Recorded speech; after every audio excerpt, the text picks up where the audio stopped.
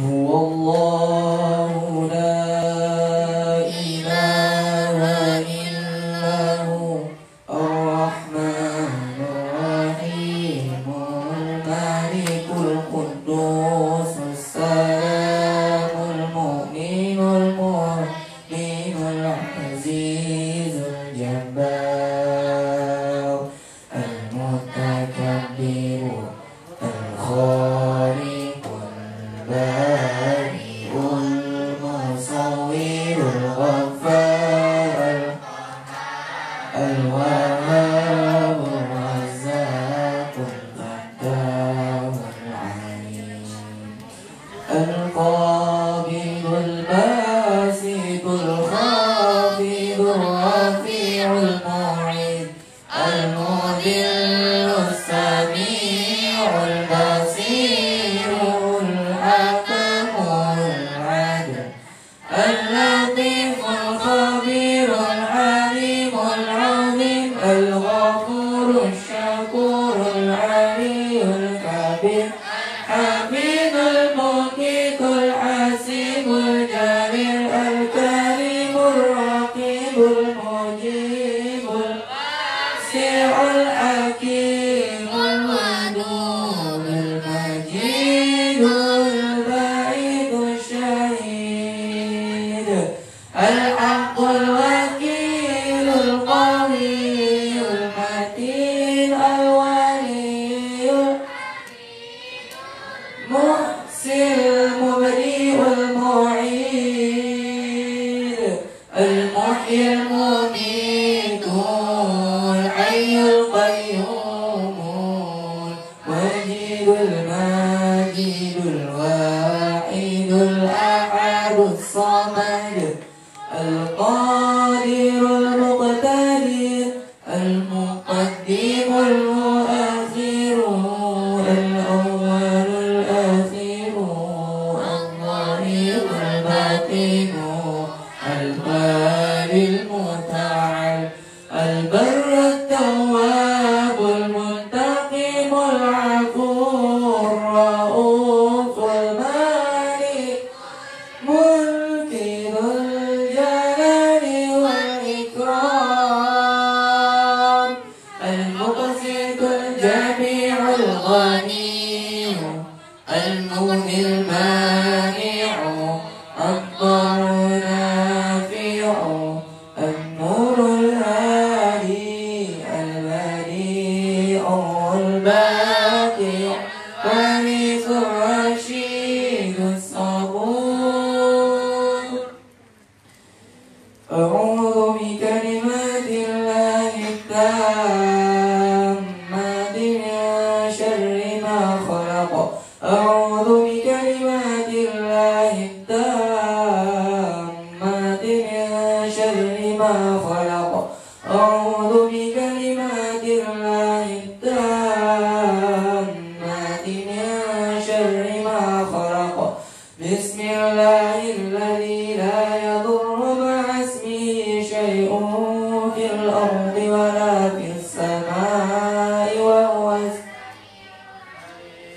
بسم الله الذي لا يضر مع اسمه شيء في الأرض ولا في السماء وهو السميع العليم بسم الله الذي لا يضر مع اسمه شيء في الأرض ولا في السماء وهو السميع العليم رب أعوذ بك من همزات الشياطين وأعوذ بك رب أن يحضرون رب أعوذ بك من همزات الشياطين وأعوذ بك رب أن يحضرون رب أعوذ بك من همزات الشياطين وأعوذ بك رب أن يحضرون اللهم إنا نعوذ بك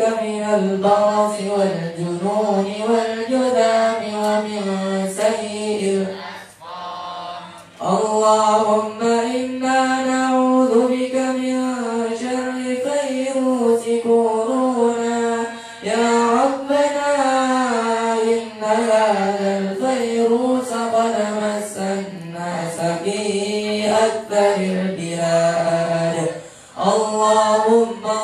فاصرفه عنا وعن معهدنا وعن بيوتنا وأزواجنا وذرارينا وأساتذنا وعلمائنا وحبائبنا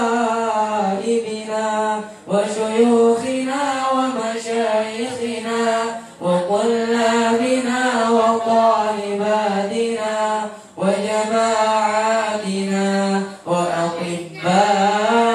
وأطبائنا وممرضينا وممرضاتنا وموظفينا وموظفاتنا ومساهمينا ومساهماتنا وبلادنا وكل بلاد المسلمين وجميع المسلمين والمسلمات والمؤمنين والمؤمنات في كل مكان وزمان فيا قاضي الحاجات اللهم احفظنا مما نخافه ونحذر فأنت خير حافظا فأنت خير حافظا فأنت خير حافظا وأنت أرحم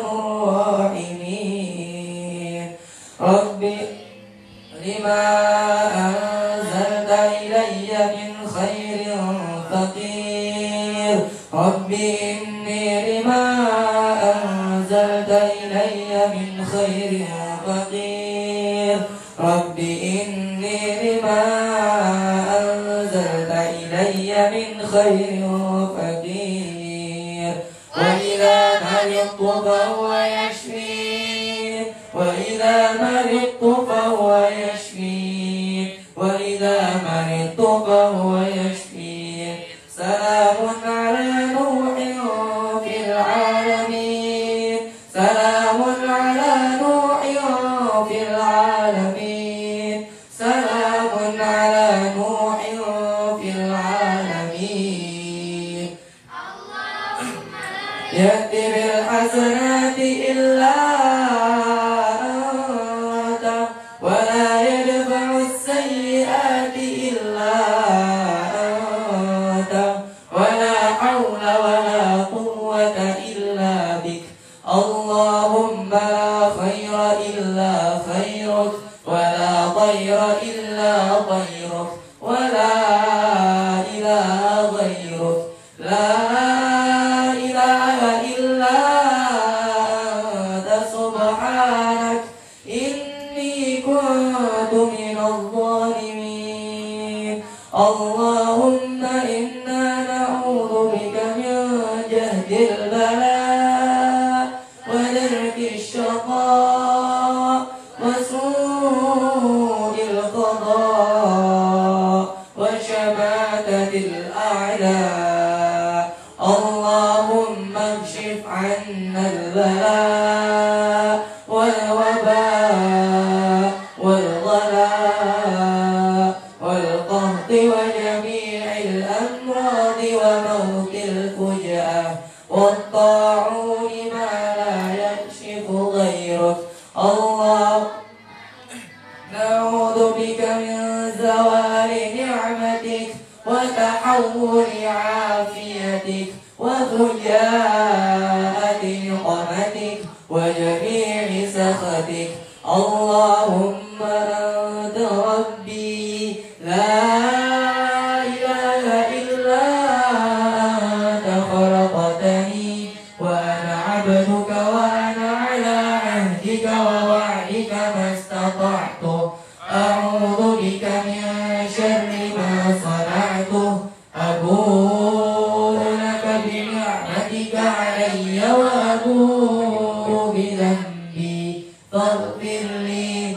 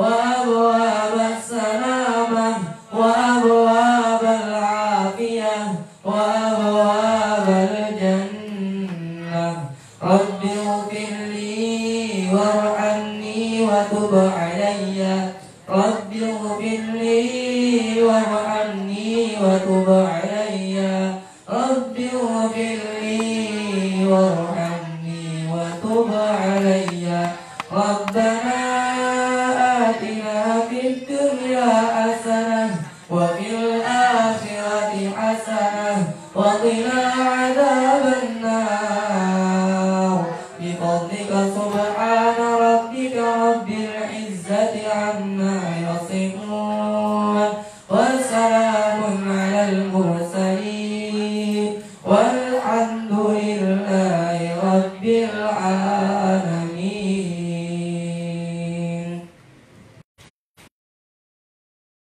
Assalamualaikum warahmatullahi wabarakatuh. Alhamdulillahilladzi anzala al-Qur'ana fi Ramadan hudan lin-nasi wa bayyinatin minal huda wal furqan. Asyhadu an la ilaha illallah wahdahu la syarika lah wa asyhadu anna Muhammadan 'abduhu wa rasuluh amma ba'd. Faqad qala Allah ta'ala fi kitabihil karim a'udzu billahi minasy syaithanir rajim. Bismillahirrahmanirrahim. Ya ayyuhalladzina amanu anfiqu min thayyibati ma kasabtum wa mimma akhrajna lakum minal ardh. Shadaqallahul azim. Allahumma arhamna bil Qur'an. Bapak Ibu yang hadir di ta'lim hari ini lewat rumah masing-masing, anak-anakku, para santri yang saya sayangi, alhamdulillah, syukur kita kepada Allah Subhanahu wa Ta'ala dengan syukur yang sedalam-dalamnya, karena aneka macam nikmat sudah kita rasakan, aneka macam bencana sudah dihindarkan oleh Allah dari kita, sehingga sampai sekarang kita masih sehat, masih dalam keadaan bisa melaksanakan aktivitas dengan lancar tanpa satu kendala. Dan alhamdulillah kita telah melewati isu yang viral beberapa bulan sebelum ini, bahkan beberapa tahun sebelum ini, tentang adanya dukhon di waktu subuh di pertengahan bulan Ramadan, sebagaimana yang sudah kita dengar selama ini dari sebagian ustadz-ustadz akhir zaman. Kalau mereka menyampaikan perkara ini begitu yakinnya mereka, sehingga para pendengar pun sangat terhipnotis meyakininya. Awalnya saya belum tahu ada hadis ini, lalu saya mendengarkan dari mereka, terutama ketika saya sendiri didaulat untuk menjadi pembawa acara pada acara pengajian akbar akhir zaman di Masjid Akbar Al-Kautsar Pamulang waktu itu. Barulah saya mendapatkan informasi tentang hadis ini. Cuma ketika diteliti hadisnya belum sampai pada tingkat sahih. Sementara tentang kiamat dan ciri-cirinya perkara keimanan, maka semestinya perkara keimanan harus bersumber di hadis-hadis sahih. Hadis hasan saja belum bisa masalah akidah, apalagi cuma hadis dhaif. Nah, mudah-mudahan betul tidak terjadi ya, atau kalaupun terjadi di hari kiamat malah akan lebih dahsyat dari itu semua. Tapi yang jelas jangan merasa bahwa kita aman-aman lalu kita berleha-leha lalu tidak meninggalkan ibadah karena ini sudah lewat waktunya. Kalau diketahui sekarang Aceh lagi banjir dahsyat, ya, banyak yang hanyut. Saya dapat postingan dari Bait Qurani pada Aceh. Bait Qurani pada Aceh ya tenggelam sampai lutut itu semuanya. Jadi itu padahal daerah tinggi Tanah Abang Belak Padang, walaupun dekat pinggir pantai. Saya berharap ini hanya banjir biasa, bukan tsunami. Baru tadi zuhur sekitar jam 2 diinformasikan.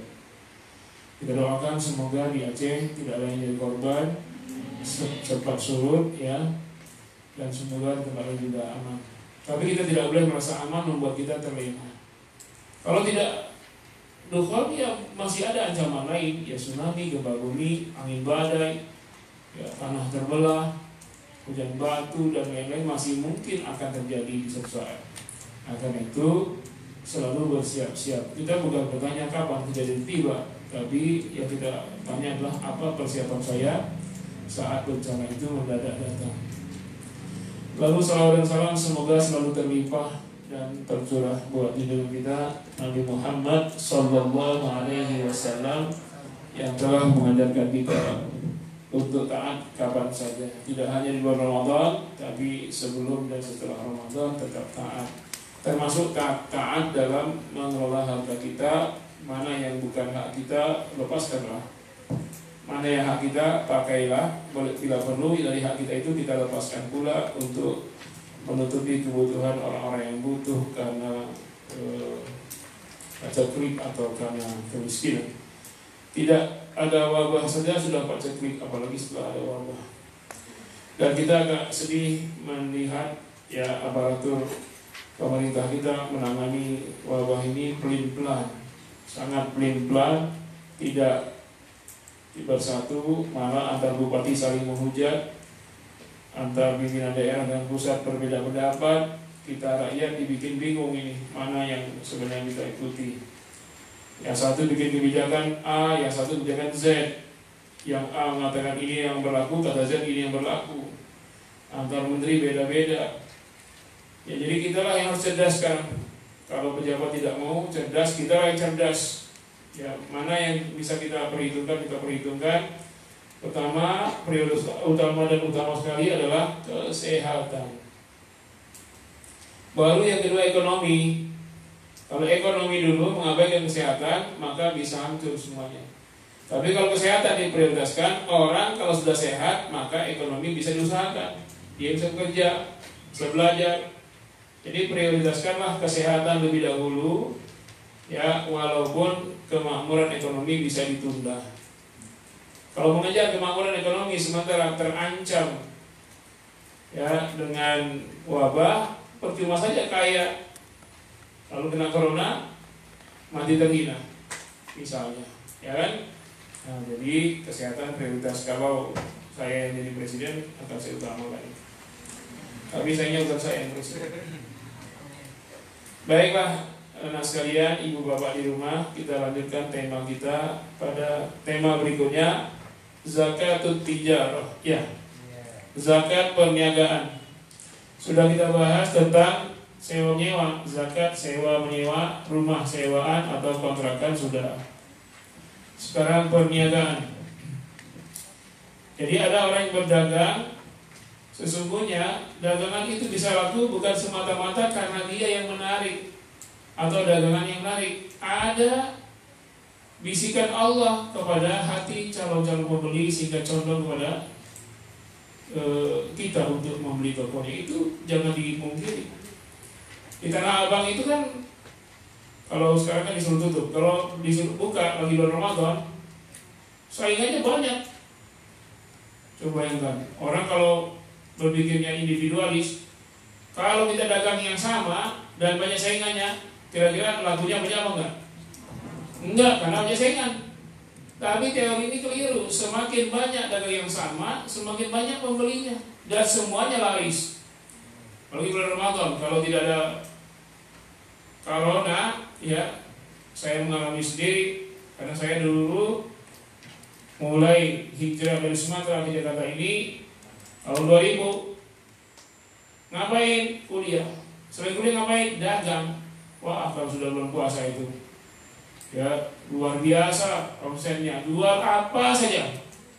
Dulu saya jual aksesoris itu ya, apa namanya itu yang di jilbab tuh, bros gitu, pulpen, meningkat dikit jual kerudung, meningkat lagi ya tambah peci, tambah ini, tambah akhirnya jual baju koko, jual sarung.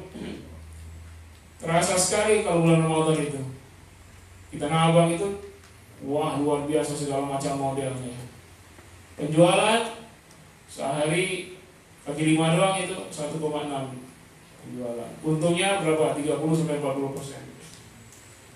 Kadang 50% malah. Kalau yang peci, aksesoris itu malah 200% kalau aksesoris itu. Modal 1.000 jual 5.000. Oh, ada yang 25.000, modalnya 700.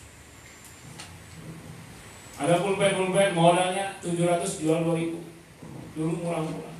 Tahu tempat grosirnya.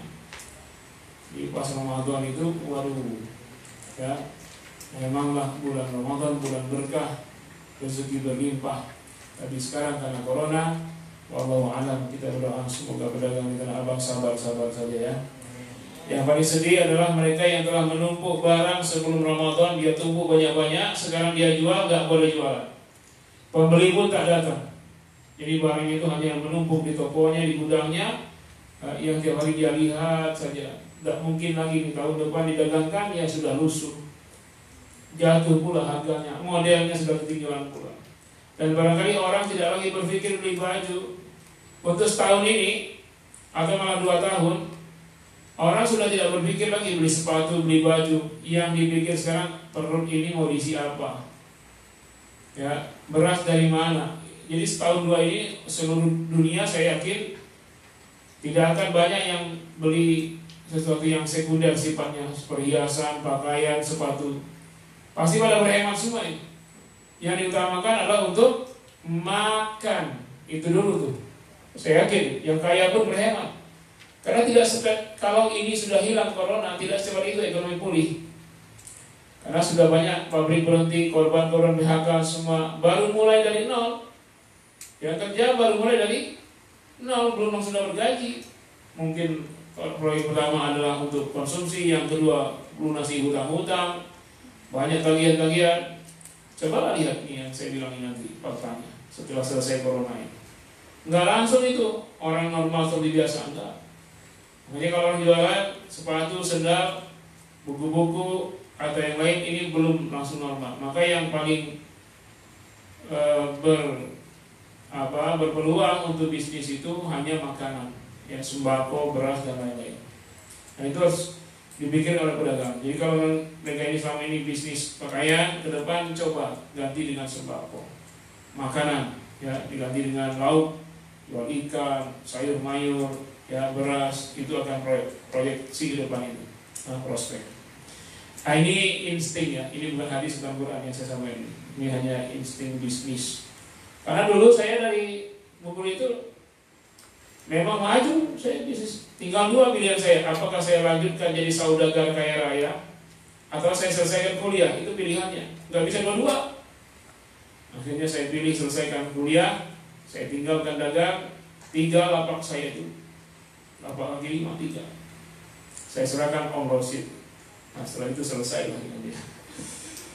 Jadi apapun bisnis, apapun bidang kita harus profesional, harus menguasainya betul. Termasuk kalian nanti kalau bergerak di bisnis harus digeluti betul. Jangan setengah-setengah. Tapi saya sarankan kalian jangan dari bisnis, jadi ulama. Nanti kalau sudah jadi ulama, mau bisnis silakan, karena sudah tahu halal haramnya, riba, sudah tahu, ada ilmunya, bisnis lah. Tapi siapa yang bisnis tidak tahu ilmunya, maka sudah bukan dipastikan, sudah dikhawatirkan akan riba. Orang yang belajar bisnis atau orang yang bisnis tanpa ilmu, maka sudah sangat dekat terperosok ke dalam jurang riba. Makanya yang terbaik kalian belajar jadi ulama, sudah tahu semua, baru bisnis. Maka jual belinya halalan thayyibah. Ada kecil, banyak di situ. 5 ribuan, 10 ribuan, 20 ribuan, 50 ribuan di atas peti kalau saya sebut 5 ribuan. Ya, siap ya. Sekarang kita bicara bisnis tapi tentang zakatnya. Zakatut tijarah, zakat perniagaan. Hukumnya. Dhaba jamaahirul ulama'i minas sahabah wat tabi'in wa min ba'dihim minal fuqaha'i ila wujubiz zakati fi 'urudit tijarah Dhaba telah berpendapat seluruh mayoritas ulama, jamaahir jumhur, mayoritas ulama, baik dari ulama kalangan para sahabat, wa tabi'in, ulama kalangan tabi'in, wa min ba'dihim minal fuqaha, dan sesudah mereka ulama-ulama ahli fikih, ila wujubiz zakah, tentang wajibnya zakat fi urudit tijarah, pada barang-barang perniagaan. Jadi yang dimasukkan dalam zakat perniagaan hanya barang, aset tidak. Misalnya kita bisnis jual beli sembako, ada mobil antar jemput, antar barang, jemput barang di pabrik, ada etalase, ada meja-meja yang dipakai untuk menaruh laptop dan alat hitung, ada mesin hitung.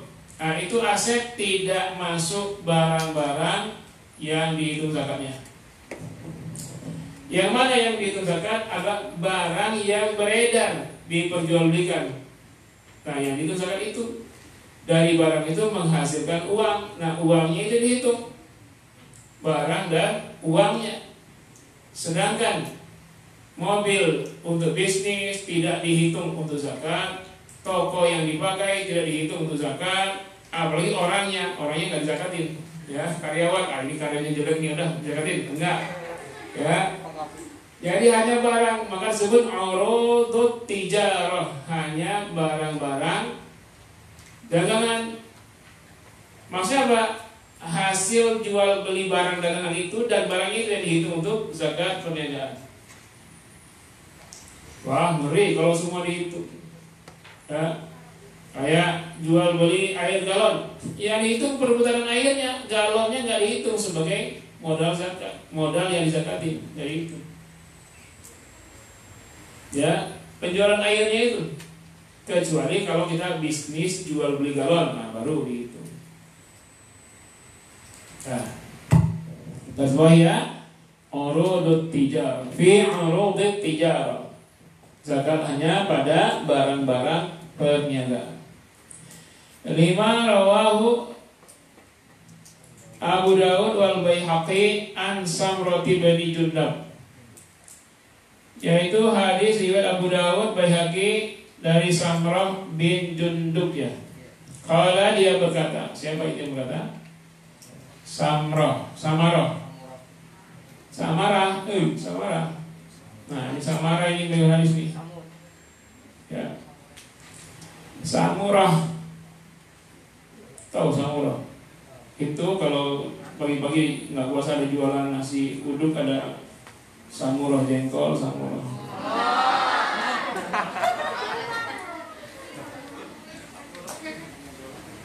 Samurah tempe, Samurah. Dah, mana tadi? Qala, dia berkata, amma ba'd, fa inna nabiyya sallallahu alaihi wasallam kana ya'muruna an nukhrija as-sadaqata. As-sadaqah artinya apa itu? Zakat. Kenapa zakat? Ada kalimat amara ya'muru. Minal ladzi nu'iduhu lil bai'i.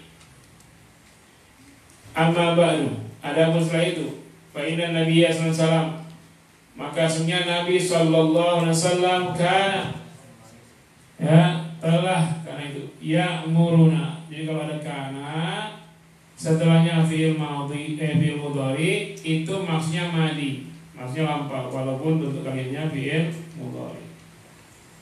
Dahulu Nabi pernah memerintahkan kami an nukhrijas shadaqata, untuk agar kami mengeluarkan zakat, minal ladzi nu'iduhu lil bai'i, dari apa-apa yang kami bolak-balikan, kami putar barang itu lil bai', untuk jual beli. Jadi diberitakan pada barangnya itu untuk dikeluarkan zakatnya. Warawat al-Qutni wal Baihaqi an Abi Dzar. Ini hadis lagi riwayat Abu Dzar dari Abu Dzar, riwayat al-Qutni Baihaqi.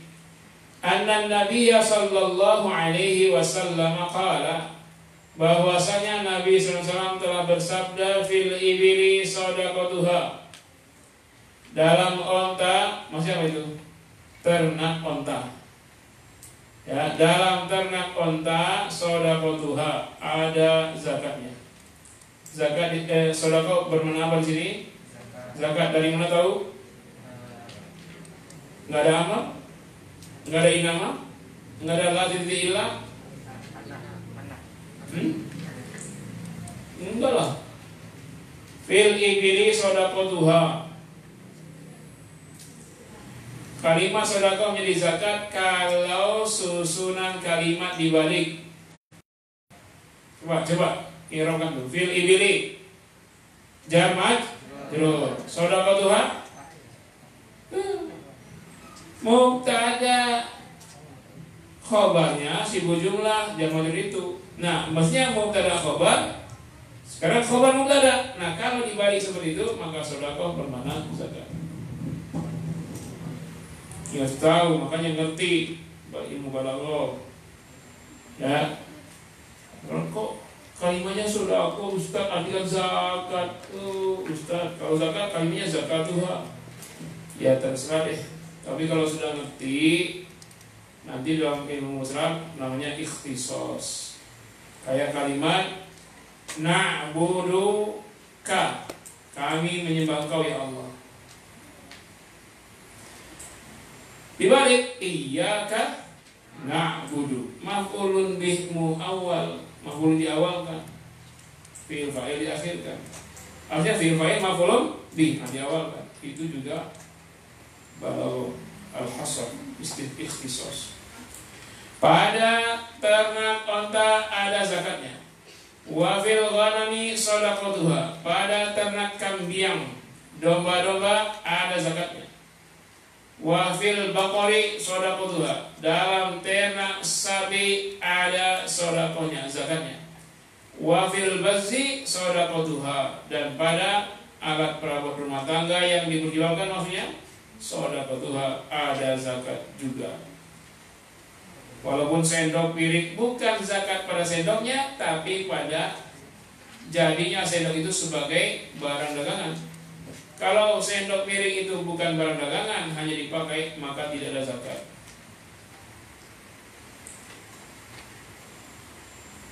Nah, wa rawash Syafi'i wa Ahmad wa Abu Baid wa Daruqutni wal Baihaqi wa Abdir Razzaq an Abi Amr bin Hamas an abihi qala, dari Amr bin Hamas, dari ayahnya. Siapa ayahnya? Hamas. Kan Amr bin Hamas. Ayahnya siapa? Hamas. Ya, ini sahabat. Qala, dia berkata, kuntu abi'u al-adama wal ji'aba. Aku menjual, profesiku menjual al-adama, kulit. Wal ji'aba itu maksudnya produk-produk dari kulit. Apa itu? Dompet, tali pinggang, ya kan? Sepatu kulit. Nah, jadi dia jual beli kulit dan prakarya dari kulit.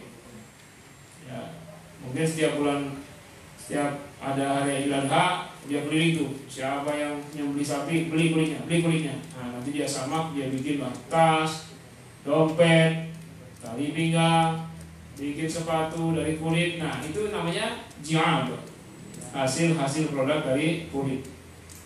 Dia jual kulit dan produk dari kulit.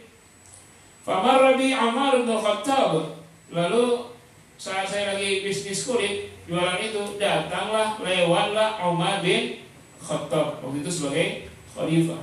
Ya, Umar bin Khattab radhiyallahu anhu, faqala, beliau berkata kepada siapa tadi? Hamas. Ya, faqala, ya, faqala addi sadaqah. Nah, ini sedekah artinya zakat atau bukan? Nama anak addi fi'il amr. Addi sadaqah. Sadaqah malik. Bukan malik orang tuh, mal harta ke engkau, harta. Addi, tunaikanlah zakat hartamu itu. Orang baru jualan, belum laku, Umar suruh tanyakan, zakat yang keluarin. Masya Allah. Fakultu, aku menjawab, ya Amirul Mukminin, wahai Amirul Mukminin, wahai Khalifah, innama huwal udum. Ini hanya kulit-kulit saja, ini kulit sapi, kulit kambing, hasil kulit. Kok kena zakat sih? Qala, berkatalah Khalifah Umar, qawwimhu thumma akhrij shadaqatah. Ya, qawwim, istiqomahlah engkau. Memang artinya maksudnya apa? Memang profesi sebagai penjual kulit kan? Nah, istiqomah situ, qawwim. Atau artinya kau juga disempurnakanlah hitungannya. Sempurnakanlah thumma akhrij shadaqatah. Sempurnakanlah hitungannya. Maksudnya apa? Hitung taksir harganya, hitung dari modalnya, maka setelah itu keluarkan zakatnya. Karena itu pedagang itu harus ada catatan untuk qawwimhu, untuk bisa dilihat, dilacak kapan kena nisabnya harta perniagaan dan kapan dia harus keluarkan. Oh Ustaz, saya pedagang tradisional nggak bisa catat-catat begitu. Maka taksir harganya, taksir barang itu sejak kena nisab kapan, lalu tunggu setahun keluarin zakatnya. Sebenarnya Islam menyuruh pedagang-pedagang itu profesional, ya, jelas barang masuk berapa, barang terjual berapa, sisa barang yang ada apa, sehingga dideteksi. Oh ini tinggal dikit, beli lagi modal. Oh ini sudah banyak, masih banyak, jangan dulu, yang sudah habis duluan. Itu dengan catatan itu, maka dia menjadi pedagang yang profesional. Ini ajaran Islam. Kalau pedagang profesional, dia akan kaya. Dia tahu semua. Kalau orang tidak profesional, ini barang ini kurang-kurang, tahu-tahu dia beli yang sudah masih banyak. Dia beli lagi banyak. Numpuk ini. Aduh, nggak laku-laku akhirnya busuk. Nah, tapi kalau profesional dia punya catatannya. Setiap penjualan dia catat, ini catat, ini catat. Oh ini yang berkurang, ini yang melengkapi. Maka yang betul-betul teratur pencatatannya itu akan jadi pedagang yang kaya raya. Ya. Kebanyakan orang yang bisnis laku keras lalu jatuh gara-gara tidak tertib administrasi. Kalau saya catat dulu berapa sekarang, catat. Oh ini jatah operasi 20%, langsung saya masukkan di 20% ke dalam tabungan yang tidak diapa-apain, baru nanti sisanya itu untuk makan sebagian untuk modal lagi. Jadi setiap hari ada yang masuk 20% sebagai harta dagang yang dimatikan. Untuk apa? Untuk menambah modalnya nanti. Dicatat, ada bukunya. Begitu. Bukan orang tidak beli barang kita, karena kita yang tidak profesional mencatat perputaran barang bisnis. Nah, jadi yang didagangkan, yang dizakatin apa? Perniagaan kulitnya itu. Adapun gerobak yang dorong-dorong kemana, ataupun mobil yang mengedarkan barang dagangan itu tidak kena zakat. Nah, mana tadi?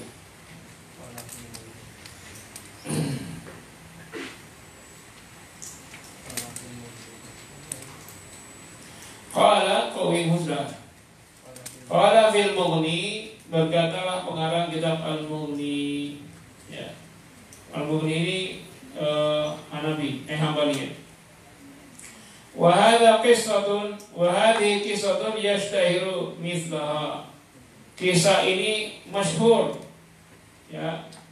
Dan kisah seperti ini pun masyhur. Banyak kisah-kisah yang senada seperti ini masyhur. Walam yungkar, dan tidak ada yang mengingkarinya. Fayakuna ijma'an, maka jadilah kisah ini ijma', sepakat.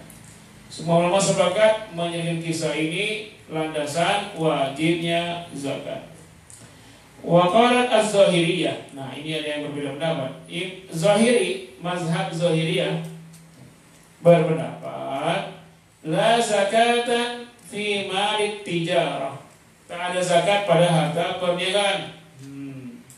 Tapi dia minoritas sedikit. Jumhur ulama Maliki, Syafi'i, Hanafi, Hambali, semua ulama-ulama menyatakan wajibnya zakat perniagaan. Hanya mazhab Zahiriyah yang tidak wajib zakat.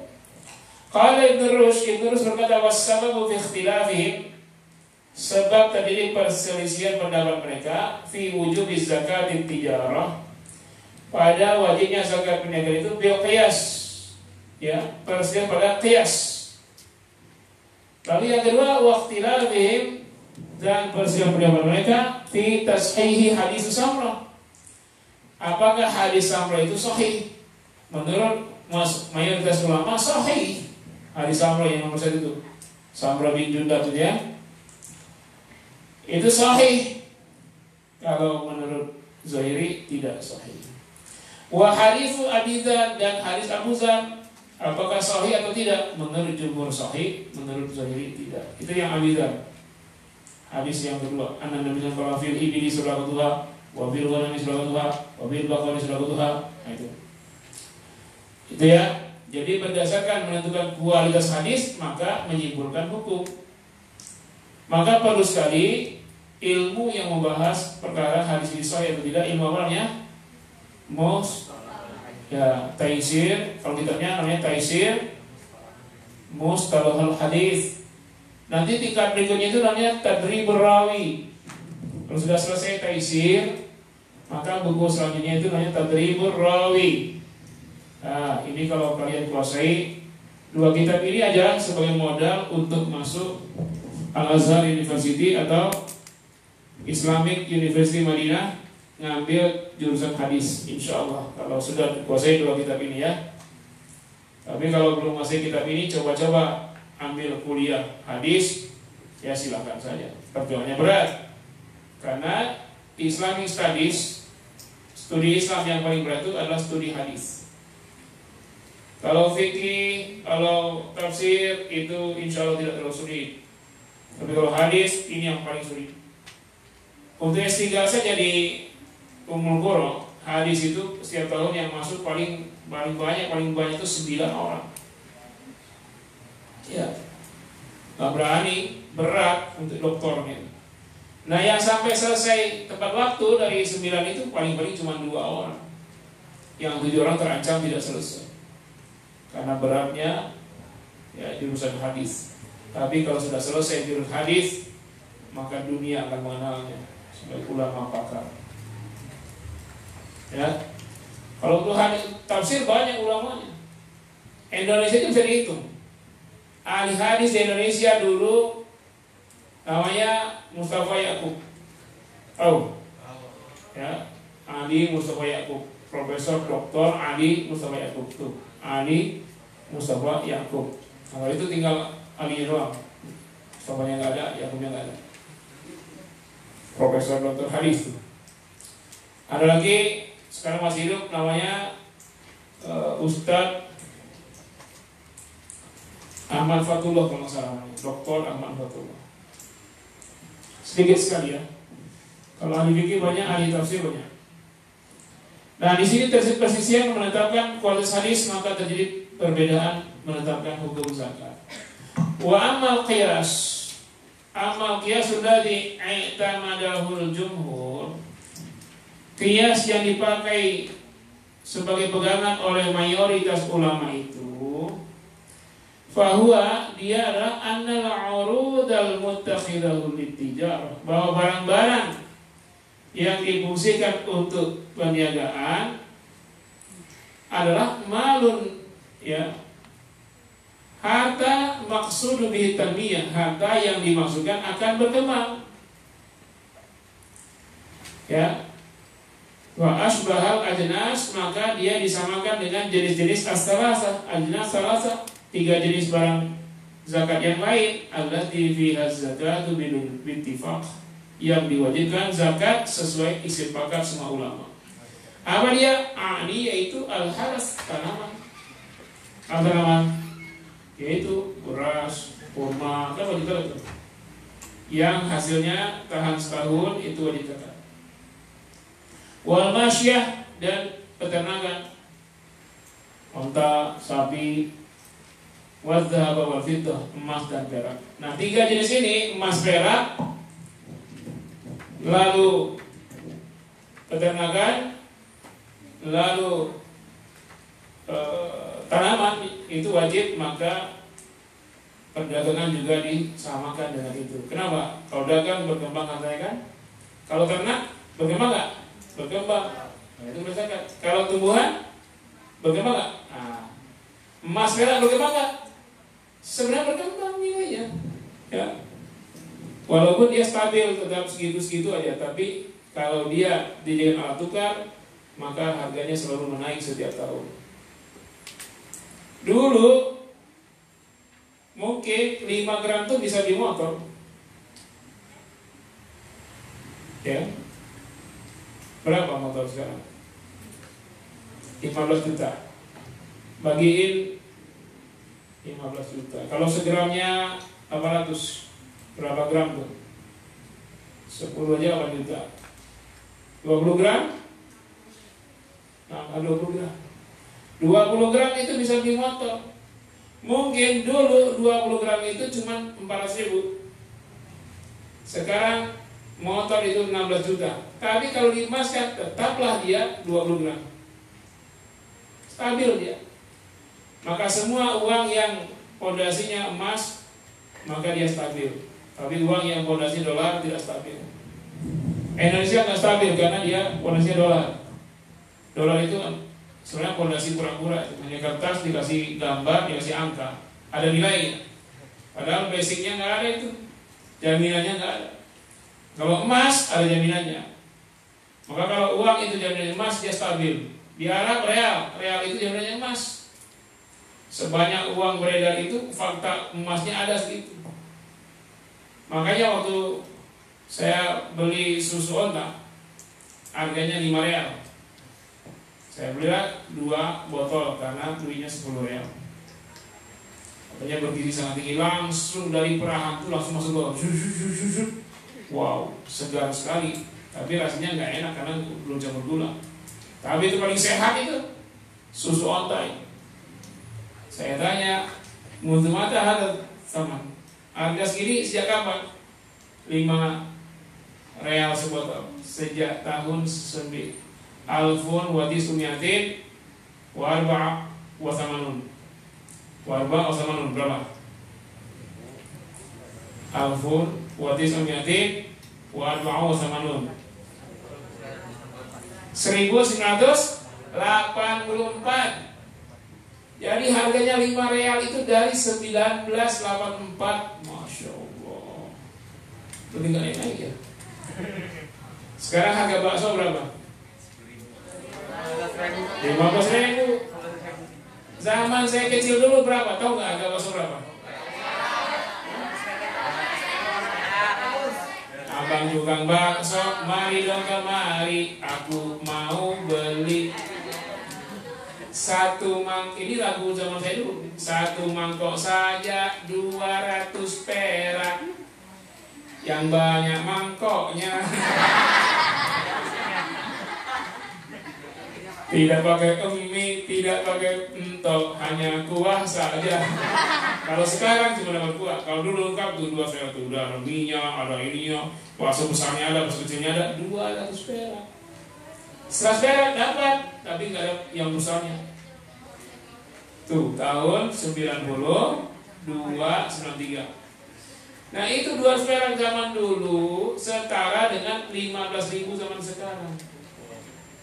Kenapa? Pondasinya bukan emas, pondasinya dolar, mengalami fluktuasi. Tapi kalau emas stabil di Arab itu stabil. 5 real sejak 1984 sampai 2014 kalau saya lupa. Tuh ya. Nah, jadi sekarang ini kita uangnya uang pura-pura. Hati-hati yang punya uang di bank. Kalau ini corona jadi krisis dunia, maka uang itu tidak ada fondasi lagi. Maka dia rapuh. Jadilah dia tumpukan kertas yang dijual kiloan. Mungkin uang ratusan ribu itu nanti sekilo harganya 1.200. Tapi nilainya uang di bank. Padahal yang paling mahal itu uang, dulu ada uang logam. Ada uang logam itu, uang logam itu tebal dulu, ada 100 rupiah, tebal. Waduh, kalau ada sekarang enak tuh jadi apa namanya? Rokan. Nah, uang itu dulu nilainya 100 rupiah. Lalu ada uang yang cuma dari kertas, nilainya 10.000 rupiah. Nah, padahal harga kertas yang bentuknya 10.000 rupiah itu belum tentu 100 rupiah dapat. Dibikin, ditulis 10.000 rupiah nilainya. Lebih mahal daripada logam itu. Padahal logam itu sendiri nilainya tinggi. Kalau ditimbang dijual logamnya itu, waktu nilainya 100 itu, harga logam segitu tuh 250 rupiah. Dulu kita cetak uang pakai logam itu rugi besar. Biaya nyetaknya dengan harga logam itu 250, tapi harga nilai uangnya 100 rupiah. Kan rugi ya? Sedangkan kertas yang tidak ada modal cuma gitu doang, nilainya 10.000. Nah, inilah permainan dajjal gitu ya. Tipu menipu, yang tidak berharga jadi berharga, yang berharga jatuh harganya.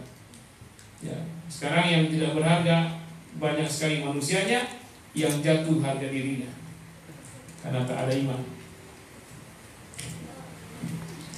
Nah, wafil manar, di dalam al-manar ini nama terbitan dulu, terbitan dakwah.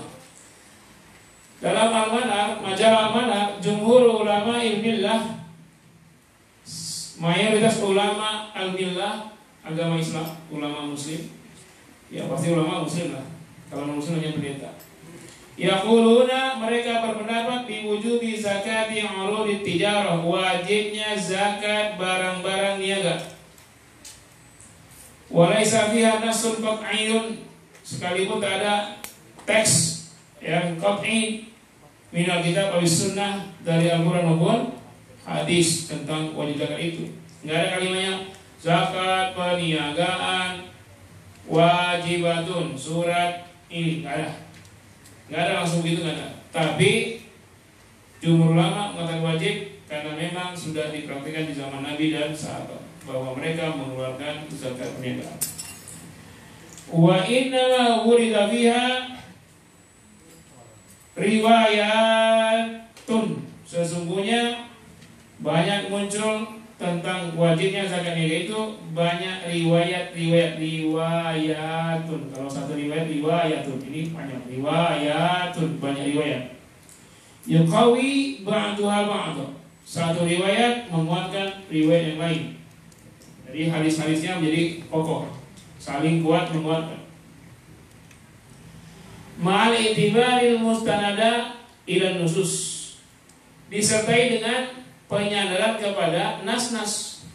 Riwayat itu ya tidak bertentangan dengan nas Quran dan hadis, malah menguatkan. Ya, riwayat itu diperkuatkan oleh Al-Quran dan hadis, walaupun ayat dan hadis secara langsung menyebutkan ya zakatut tijarah wajibatun, enggak ada itu dalam hadisnya, enggak ada dalam ayatnya, tapi riwayat-riwayat para sahabat justru mengokohkan ya wajibnya zakat dan sangat sesuai dengan Al-Quran dan hadis. Wahwa, dan itu semua anna urudat tijarah, bahwa barang-barang perniagaan itu mutadawalah, dia beredar dari satu pedagang ke pembeli, dari pembeli ke siapa, dari calo ke calo. Untuk apa dia beredar? Lil istighlali nuqudun, untuk mendapat keuntungan nuqud, fulus, uang. Jadi proses peredaran barang itu untuk mendapat uang, ya kan? Sedangkan uang waktu itu emas dan perak. Emas dan perak wajib zakat. Maka hasil dari perniagaan itu pun berupa uang yang nilainya emas perak, maka dia pun wajib zakat. Di situ letak logikanya. Ya kan? Kalau kita dagang untuk apa? Supaya dapat sepatu. Ya mungkin, tapi dapat uang dulu, dapat uang beli sepatu kan? Cuman orang-orang dagang sekarang nggak jujur. Kenapa kamu dagang begini sampai malam cari duit demi sesuap nasi? Bohong dia, sesuap nasi. Padahal penjualannya sudah berapa? Penjualan saya hari ini 1,2 1.200.000. Emang dapat sesuap tuh? udah dapat berapa karung? Dapat 2 karung yang 50 kilo beras premium itu, ya kan? 2 karung berapa suap? Coba masak 2 karung, kalian suapin berapa dapatnya? Ribuan suap ya, itu bohong. Tapi itu bahasa sekarang. Kerja keras, ya peras keringat, banting tulang, ya pagi-pagi pulang petang, lari tunggang langgang demi sesuap nasi dan sebakul berlian. Nah, jadi semuanya mengarah menghasilkan uang. Karena uang itu emas, yang emas wajib zakat, maka hasil perniagaan yang tujuan dapat uang itu pun wajib zakat. La farqun bainaha wa bainad darahim wad dananir. Tidak ada beda uang itu dengan dirham dan dengan dinar. Allati hiya asmanuha. Yang menjadi patokan adalah nilainya, asmanuha, nilainya. Barang perniagaan begini, kalau nilainya sudah setara dengan 85 gram emas, berarti sudah sampai nisab. Nilai barangnya atau dagangan itu. Nah, kalau begitu banyak barang-barang yang tidak kena zakat menjadi zakat kalau di perniagaan. Sekarang kuda ada zakatnya enggak? Tidak kan? Ada hadisnya itu. Nah, tapi menjadi zakat kalau dia jual beli kuda. Mutiara, lu'lu' wal marjan, intan, batu akik, batu mulia, ada zakatnya enggak? Enggak. Tapi kalau dia berputar sebagai barang dagangan, kena zakat kan? Zakat apa? Perniagaan. Tuh. Jadi kalau kalian beli emas sampai 85 gram emas, kena zakat enggak? Kena zakat. Tapi kalau kalian beli batu cincin, batu akik sampai banyak, nilainya pun sampai harganya 2 juta, kena zakat enggak? Lalu kalian jual beli batu akik itu, kena zakat enggak? Tapi kalau kalian simpan aja untuk ganti pakai, kena zakat enggak? Jadi karena dia diperniagakan itulah kena zakat. Ya, ada zakat masker enggak? Tapi kalau jual beli masker? Tapi kalau jual belinya berapa masker? 15.000. Jual belinya berapa? Putarannya nggak sampai 1 nisab.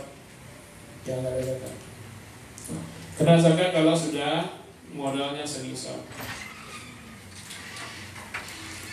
Illa annahu illa fi kaunihi nisab bu yataqallabu wa yataraddadu bainas zaman.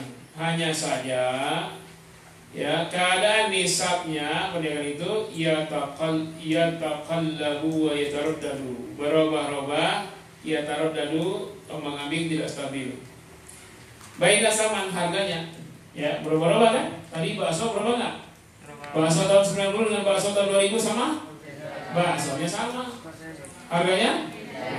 Nah, itu namanya yataraddadu, yataqallabu, berubah-ubah. Kadang harga naik, kadang harga turun. Ada yang bilang yang tidak akan pernah turun itu tanah dan rumah. Ternyata setelah corona turun semua harga rumah, harga tanah. Orang jual semua murah-murah, gak ada yang beli. Ya. Nah itulah barang dagangan itu. Wa huwa nuqdu wal masmanu wa huwa al-urud. Dia itulah uang dan harga. Itulah barang-barang niaga.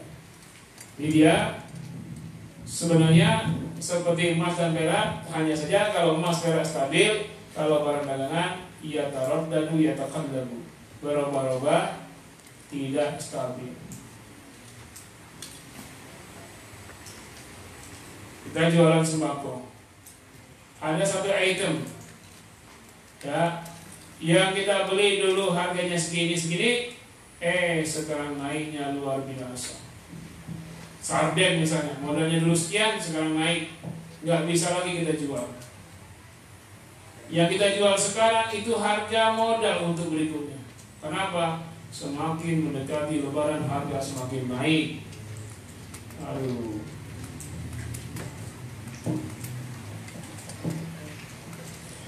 Falau lam tajibuz zakat fi tijarah, seandainya tidak wajib zakat pada perniagaan, la amkana li jami'al aghniya, maka akan mengambil posisi seluruh orang-orang kaya. Ya. Seluruh orang kaya kalau ada zakat ambil posisi semuanya. Lau aktsaruhum ayyatajazzu. Artinya apa enggak tuh? Ayyatajarru ya. Dia akan memutar harta nuqulihim, harta mereka, ya, uang mereka. Wa yataharru ayyahulal haula ala nisab, mereka akan menghindar dari kenanya nisab setahun, min nuqdain abada, dari kedua uangnya itu selamanya, emas dan perak. Jadi orang kalau harta itu tidak dibersihkan, dia akan menghindar dari zakat dengan cara ya tidak didagangkannya. Wa bidzalika tutilu zakata fihima, dan dengan cara itu maka batalah zakat keduanya indahum bagi mereka. Ini ngakalin supaya tidak kena zakat ya. Barang-barang ini ada uang emas merahnya, tidak usah dijadikan uangnya, tidak akan dimodalkan. Tapi sebenarnya dengan cara itu kena zakat juga. Siapa yang punya uang tidak diputar dan tersimpan, kena zakat kalau disimpan sampai nisab. Wa ra'sul i'tibari fil mas'alah, yang menjadi pokok persoalan adalah, yang menjadi sesuatu yang dijadikan i'tibar, yang diambil sebagai pelajaran adalah dalam permasalahan apa? Annallaha ta'ala farrada fi amwalil aghniya shadaqatan. Allah Subhanahu wa ta'ala telah mewajibkan pada harta orang-orang kaya zakat. Sedekah zakat. Untuk apa? Limuwasatil fuqara, untuk membantu orang-orang fakir. Ya, wamin fi ma'nahum, dan waman, dan orang-orang yang fi ma'nahum, yang masuk dalam pengertian fakir. Bisa miskin, duafa. Jadi orang kaya harus menolong mereka. Untuk apa lagi orang kaya? Wa iqamatul masalihil ammah, untuk menegakkan kemaslahatan umum. Wa anal faidata fi dzalika lil aghniya, dan sesungguhnya manfaat dari membagi harta kepada orang fakir dan yang semakna dengan dia tadi, selain membantu kemaslahatan umum, juga manfaatnya untuk si kaya. Apa manfaat si kaya? Tathiru anfusihim, mensucikan diri mereka, min radhilatil bakhil, dari penyakit bakhil, wa tazkiyatuha bi fadaili ar-rahmati bil fuqara, dan menghiasi jiwa mereka, membersihkan jiwa mereka dengan keutamaan ya santun, kasih sayang kepada fakir miskin. Wasairi asnafil mustahiqin, dan seluruh golongan-golongan yang berhak atas zakat. Wa musa'adatid daulah wal ummah, yang paling jelas zakat dari pedagang itu adalah untuk menolong negara dan masyarakat, fi iqamati masalihil ammah, untuk menegakkan kemaslahatan umum. Wal fa'idatul lil fuqara, manfaat bagi fakir miskin, wa ghairihim, dan selain dan duafa lainnya, adalah i'anatuhum ala nawabid dahri, yang menolong mereka untuk menghadapi cobaan-cobaan hidup ya dalam masa-masa. Ma'a ma fi dzalika min ya sanid zari'atil mafasid, sekaligus hal tersebut ya merupakan cara untuk zari'atil mafasid, mencegah keburukan, mafsadah. Jadi dengan adanya orang kaya, pedagang-pedagang kaya memberikan zakat kepada orang-orang fakir, itu salah satu cara mencegah mafsadat. Coba orang kaya berzakat kepada, ini dulu ada cerita dan ini artinya fakta. Ya, bos rampok dengan 5 orang anak buahnya. Bos rampok istrinya sedang hamil tua. Pagi-pagi dia sidang muktamar para perampok-perampok.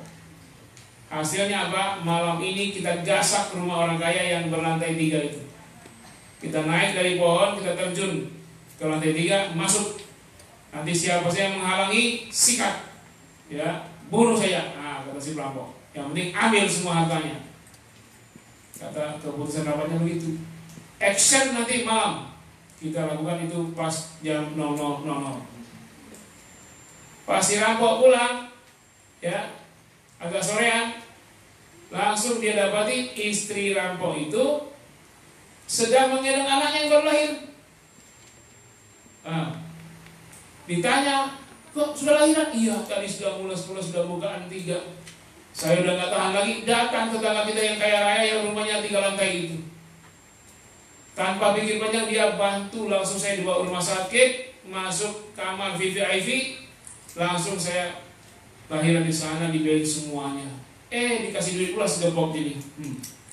Kira-kira suami yang rampok tadi jadi nggak dia merampok rumah orang kaya?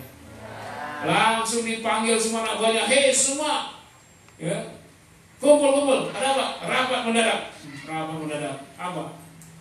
Ya, rencana menggasak rumah tetangga yang tadi dibatalkan dan selama-lamanya jangan pernah kalian sentuh itu rumah. Langkahi mayatku kalau berani. Nah, sejak sekarang kalianlah yang jaga rumah itu, jaga seluruh keluarganya, jaga semua anak cucunya, jaga semua, jangan sakiti dia.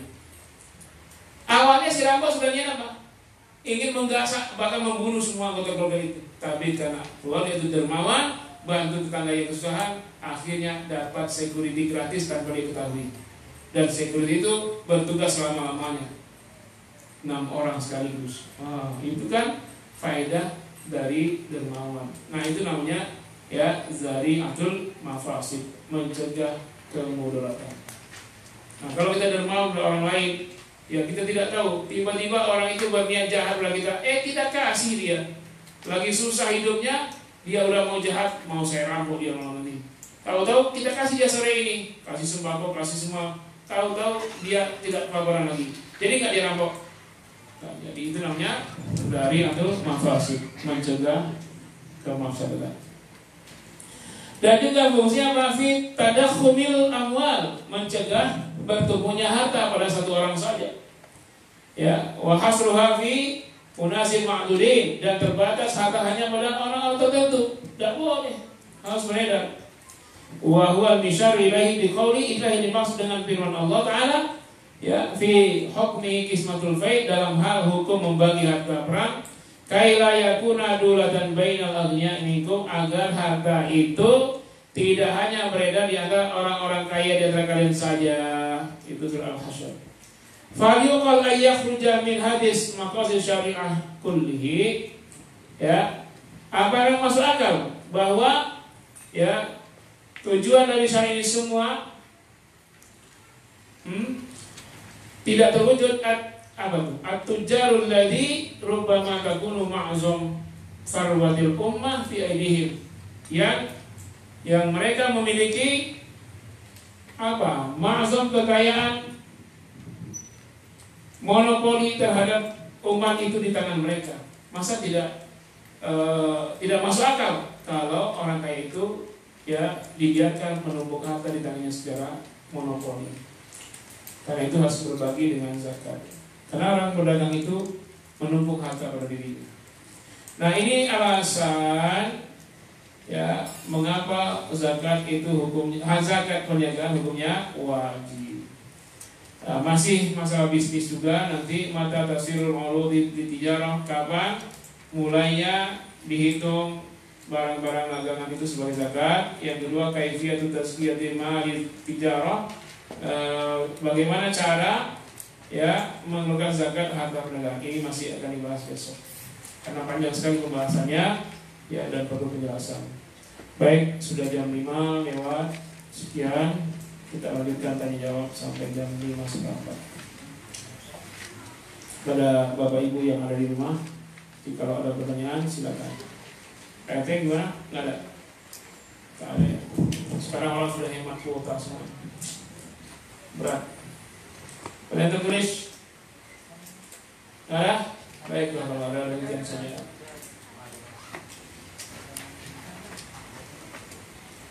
Apakah cuma orang kaya yang mengasuh anak yatim masih ada kewajiban zakat? Iya, mengasuh anak yatim adalah kemuliaan tersendiri, membayar zakat juga kemuliaan lainnya. Banyak kemuliaan yang dapatkan. Ya. Mengasuh anak yatim karena dia mengasuh anak yatim Allah kasih rezeki yang banyak, maka dia pun menjadi kaya dan dia harus berzakat. Coba aja ya keluarga-keluarga yang lagi miskin asuh anak yatim di rumahnya, insya Allah jadi kaya. Yakinlah. Ustaz, kan hadis tentang dukun doif jika tidak terjadi, kan sudah terjadi, nggak usah lagi lah. Jangan tanyakan lagi, ya Allah kenapa nggak jadi aja, jangan. Sudah, ya nggak usah bahas dukun lagi. Masa depan kalian ke depan ini yang dibahas. Yang menjadi nisab zakat itu untungnya atau modalnya, barangnya dan hasil penjualan barangnya.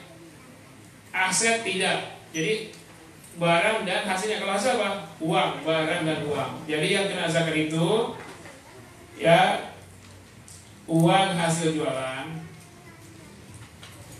ditambah uang dagangan yang disimpan, bukan uang yang lain, uang dagangan yang disimpan, ditambah barang ditaksir harga modal dijumlahkan tuh, ditambah hutang orang yang harus dia bayar kepada kita kalau dia akan bayar, kalau dia akan bayar yang tambahkan. Berkaitan dengan kemarin yang zakat hutang, kalau dia berkemungkinan bayar maka tambahkan, kalau dia seret bayarnya nggak ngaku jangan tambahkan. Ditambah lagi bonus dari pabrik atau dari agen atau dari distributor, tambahkan. Tapi ditaksir harga modal barang-barang itu. Ditambah stok barang yang ada, tapi ditambahkan dengan stok harga modal bukan harga jual. Baru semua penambahan tadi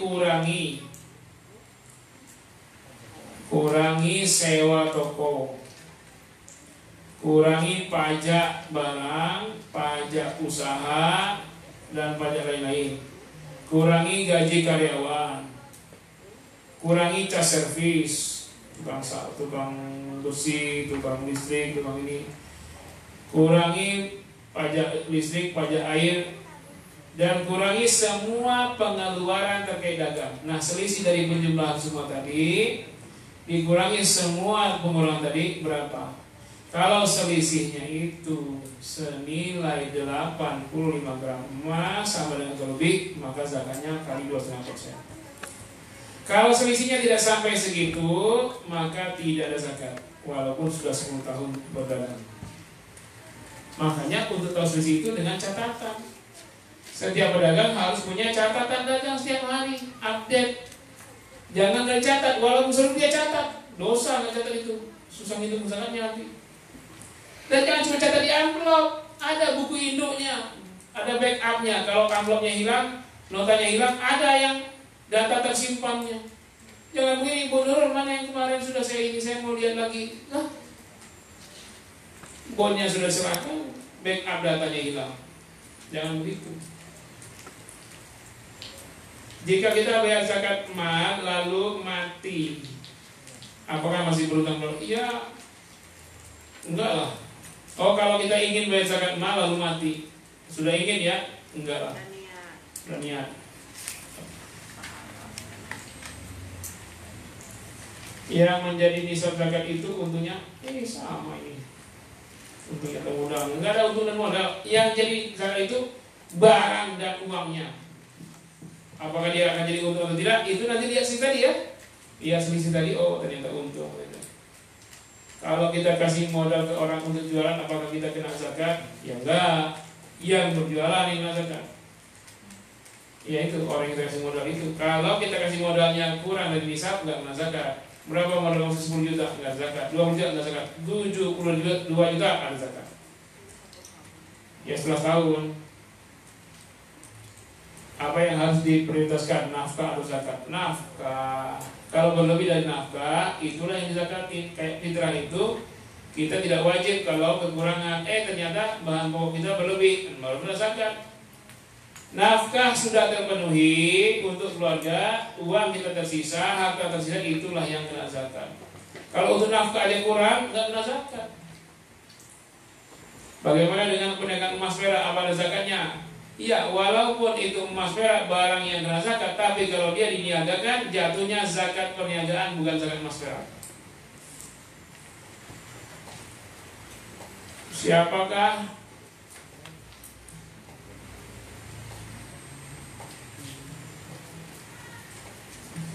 Siapakah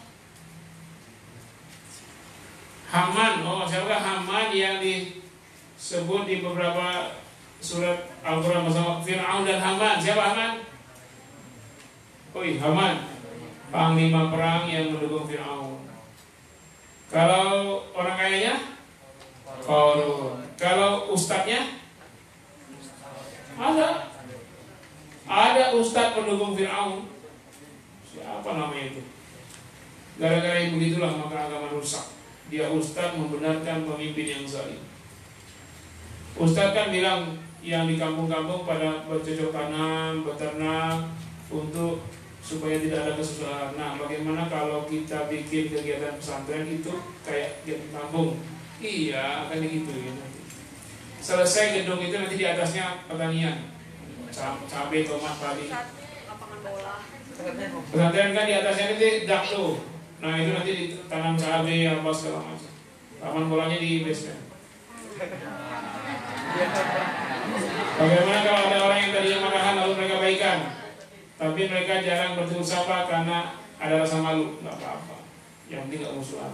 Ini pertanyaan baper ini. Kalau doa terus nangis tapi nggak tahu artinya, dapat pahala? Dapat. Makan apa dia nangis? Lama kali imamin doanya. Doanya doa kunut lama. Kalau doa kunut itu doa kunut. Ya kan doa kunut. Kenapa? Musibah tentang musibah. Orang kena siksa ya tentang siksa. Kena dijajah ya selalu kita jajah. Ini doa kunutnya apa? Allahumma rzuqni ilman nafi'an. Nggak masuk itu. Itu bacakan di luar sholat. Ya. Yang terkait dengan menggugah, ya Allah ini bencana, angkatlah ya Allah, tapi bahasa Arab. Itu angkunnya Rabbil firli wa liwalidayya warhamhuma. Siapa sahabat Nabi yang berzakat paling banyak? Umar, apa Abu Bakar, apa Utsman, apa Ibunda Khadijah? Dulu awal perintah zakat belum ada bilangannya seperempat 2,5% nggak ada. Zakat aja. Maka sahabat datang semuanya. Disuruh mengeluarkan infak fisabilillah, datang Abu Bakar, dia serahkan semua hartanya. Belum ada besarannya. Ya sudah. Ya. Datang lagi Utsman, dia serahkan setengah hartanya. Setengah harta Utsman itu sekitar 60 kali lipat hartanya Abu Bakar. Akhirnya. Datang lagi yang menyerahkan hartanya 100% Umar bin Khattab. Datang lagi yang menyerahkan hartanya 100% Bilal bin Rabah, miskin, budak, mantan budak. Apa hartanya? Ayam jago doang. Makanya zakat para sahabat itu nggak bisa tanya siapa yang paling besar semua. Ya, mereka tidak pikir-pikir lagi, 100% mereka serahkan.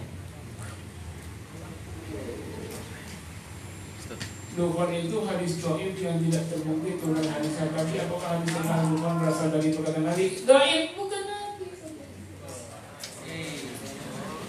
Ya. Dari ibunya Nasya. Ya, ibu Nasya. Assalamualaikum Ustaz. Assalamualaikum.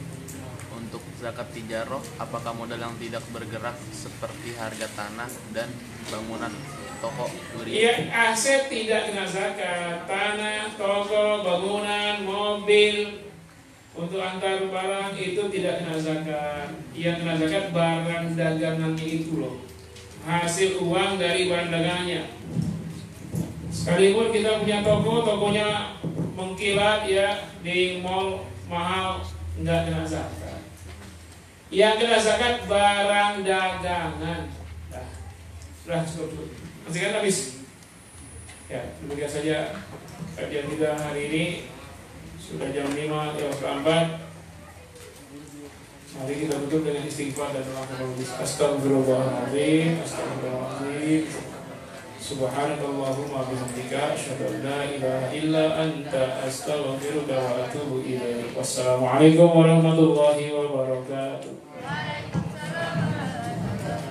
Menurut nih kuis.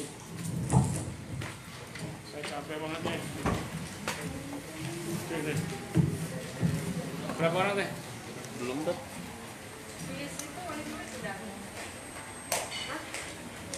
Belum. Assalamualaikum warahmatullahi wabarakatuh. Kepada ibu-ibu yang di rumah, pemenang kuis kemarin adalah Uminya Uwais. Ya, takbir. Pada Uminya Uwais, hadiahnya bisa diambil di Bekimat. Kuis kita pada hari ini adalah berapa nisab zakat emas. Jawaban silakan kirim ke nomor kontak Bekimat. Terima kasih. Assalamualaikum warahmatullahi wabarakatuh.